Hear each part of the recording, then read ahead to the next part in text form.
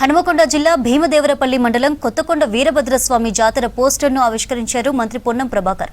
జనవరి 9 నుండి 18 వరకు కొత్తకొండ వీరభద్రస్వామి బ్రహ్మోత్సవాలు జరగనున్నాయి.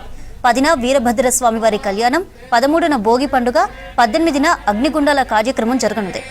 జాతరకు వచ్చే భక్తులకు ఎలాంటి ఇబ్బందులు కలగకుండా అన్ని ఏర్పాట్లు చేస్తున్నామన్నారు మంత్రి పొన్నం.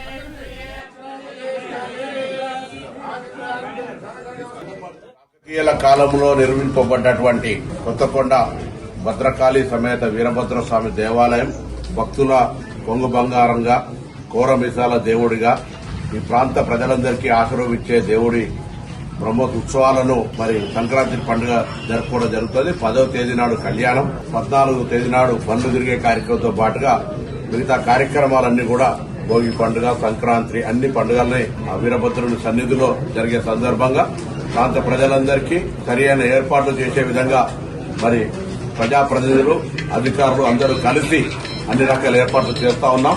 తప్పకుండా భక్తులు ఎటువంటి ఇబ్బందులు లేకుండా వచ్చి దర్శనం చేసుకోవాలని సందర్భంగా విజ్ఞప్తి చేస్తాం.